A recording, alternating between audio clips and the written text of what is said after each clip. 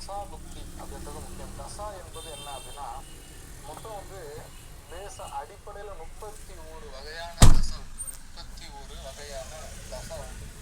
அதுல நம்ம பிரதானமா பயன்படுத்துறது விம்சோத்திரி தசா தான் நம்ம இப்ப பயன்படுத்துறோம். அந்த 31 வகையான தசால வந்து நிறைய இருக்கு. விம்சோத்திரி, அஷ்டோத்திரி, சஷ்டோத்திரி, துவாதசாகோத்திரி, பஞ்சோத்திரி, சடகோத்திரி, அதெல்லாம் ஒரு ஒரு தசாவுக்கும் பாத்தீங்கன்னா வித்தியாசம் இருக்கு. நட்சத்திர பேஸு, பாவா பேஸு, கிரகத்தை பேஸ் பண்ணி வர்றது, இந்த மாதிரி வகையில உண்டு. ஸோ இது வந்து பாத்தீங்கன்னா விம்சோத்திரி 120 இயர்ஸ், இது நட்சத்திர பேஸ், ஸ்டார் பேஸ் தான் இது. சந்திரனுடைய ஆதி அந்த பரம நாழிகையை கணக்கிட்டு சந்திரன் நிக்கக்கூடிய நட்சத்திரத்துல எவ்வளவு பர்சன்டேஜ், எத்தனை டிகிரி நவுந்து இருக்கு அப்படின்றத கால்குலேட் பண்ணி இந்த விம்சோத்திரி தசா அப்படின்றது கணக்கிடப்படும். அப்ப தசா புக்தியும் மனித வாழ்க்கையும், ஆனா எல்லா உயிரினங்களுக்குமே நம்ம வந்து ஜாதகம் எழுதலாம், தப்பு கிடையாது. ஏன்னா எல்லாத்துக்குமே வந்து பிறப்பு ஒன்று உண்டு, சரியா? அதுல மனிதனுடைய வாழ்க்கைக்கு ஏன் வந்து ரொம்ப முக்கியத்துவம் கொடுக்குறோம் அப்படின்னா, எல்லா வகையான இன்ப துன்பங்களையும் அனுபவிக்க, அது நல்ல கர்மாவா தீய கர்மாவா, அந்த விளைவுகளை சொல்லி சந்தோஷப்படுறதுக்கும் அழ தெரிஞ்சவனும் மனுஷன் தான்.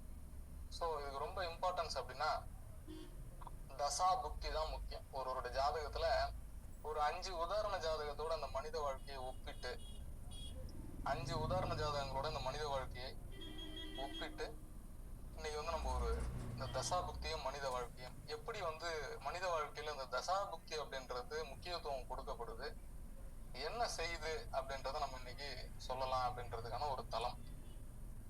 எத்தனை முறைகள், எத்தனை ஜோதிடத்துக்குள்ளார நிறைய வந்துருச்சு இன்னைக்கெல்லாம். நிறைய வந்துருச்சு மீன்ஸ் எல்லாம் பழங்கால முறைகளா இருந்தாலும் கூட இன்னைக்கு நிறைய வந்து முக்கியத்துவம் கொடுக்குறோம். ஆனா தசா புக்திக்கு இருக்கக்கூடிய அந்த வேல்யூ அப்படின்றது, நம்ம கிருஷ்ணமூர்த்தி பத்ததியா இருக்கட்டும், நிறைய ஜோதிட முறைகள்லாம் இருக்கு. எத்தனை முறைகளாக இருந்தாலும் இந்த தசாபுக்தியில கிடைக்கக்கூடிய ஒரு எக்ஸாக்ட் ரிசல்ட் அப்படின்றது வேற இதுல கிடைக்குதான்னு தெரியல, நான் ஆய்வு பண்ணதில்லை. இருந்தாலும் அவ்வளவு சென்சிட்டிவா வந்து உள்ள போய் பார்க்கும்போது தசாபுக்தி தான் ரொம்ப பிரதானமா இருக்கு.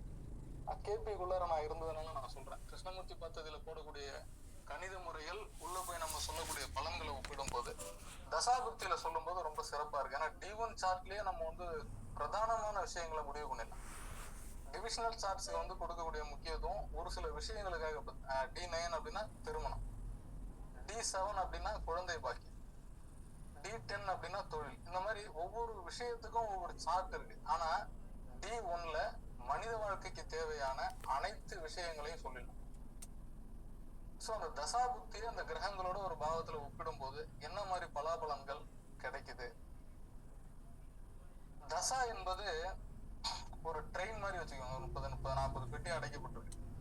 அதுதான் ஒரு அந்த டோட்டல் அப்படின்றது. அந்த மனித வாழ்க்கையினாலே ஏற்படக்கூடிய அந்த ஆரம்பம் முதல் முடிவு வரை. ஒருத்தர் வந்து இப்போ புதன் மகர திசையில பிறந்திருக்காரு அப்படின்னா அவருடைய லைஃப் டைம் வந்து எப்படி முடியும், புதன் முடிஞ்சா கேது சுக்கிரன் இப்படியா போயிட்டு வரும் வரிசையா போய் அது டோட்டல் 120 இயர்ஸ் புதன் மகர திசையினுடைய டோட்டல் கால்குலேஷன் அளவு.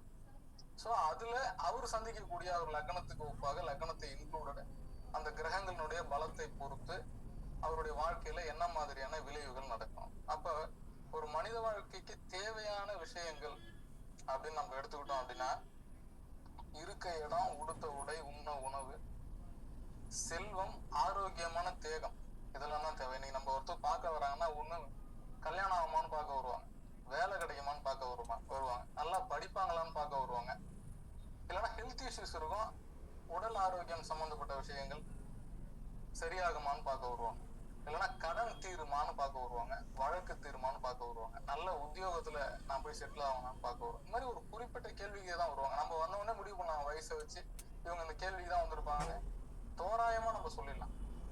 அப்புறம் அந்த தசாபுத்தி எடுத்து கனெக்ட் பண்ணீங்க அப்படின்னா அது எதுக்காக வந்திருக்காங்கன்றத நீங்க ஈஸியா சுலபமா கண்டுபிடிச்சிடுற மாதிரியான விஷயத்துக்குள்ள நம்ம ஈஸியா போயிடலாம்.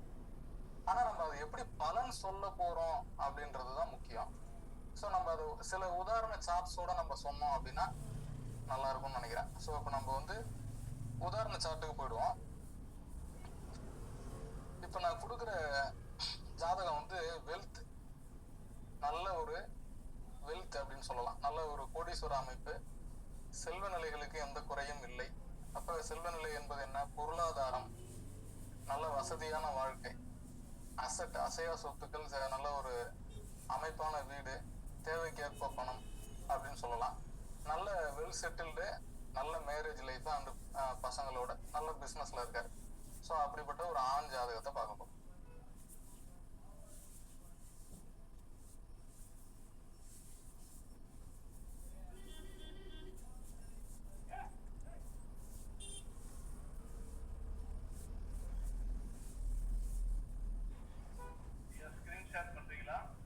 ஆமா சார், இதோ பண்றோம் sir.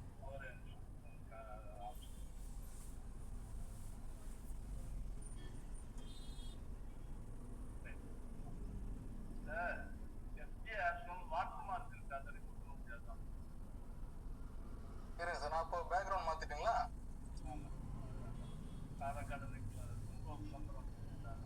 Okay okay sir, background மாத்திட்டோம்.